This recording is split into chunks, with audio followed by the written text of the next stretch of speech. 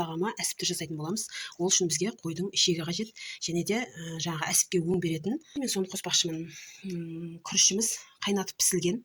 Жаңағы әсібіміз шашырап жаңағы қайнап жатқан кезде атылып кетпес үшін мен алдын ала пісіріп алдым. 3 бас пиязымызды қосамыз, 200-300 граммдай фарш қосамын, және де дәміне қарай бұрыш пен тұз қосамыз. Бұған жаңағы пиязбен қоса болгар бұрышын және де сәбіз қосуға да болады. Және де ет тартқыштан өкпемізді, қайнатылған өкпемізді өткізіп аламыз. Ет тартқыштан жаңа өкпені өткізіп алдым. Енді осылардың барлығын қазір араластыратын боламыз. Мен барлығын жақсылап араластырып алдым. Енді осыны салатын боламыз.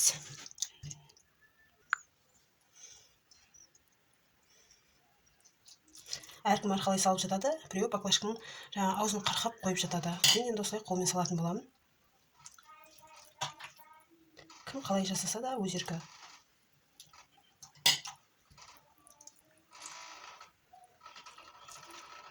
Осылай толтыратын боламыз шекті. Міне, мен бір жаңағы әсібімді толтырып қойдым. Және де оны сәл бостау қылып салдым. Себебі қайнатылған кезде ол жаңағы атылып кетуі мүмкін. Сол себепті сәл бостау қылдым. Тығыздап салмадым, нығыздап. Қазір енді осы әдіспен екіншісін салатын боламыз.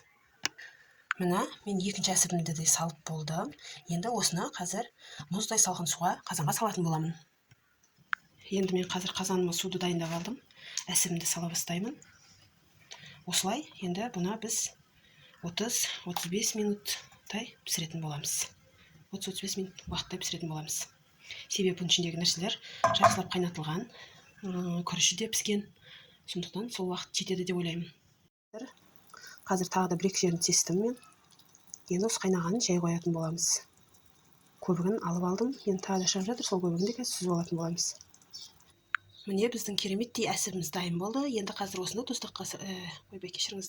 орта кесеге салып әдемілеп қоятын боламыз.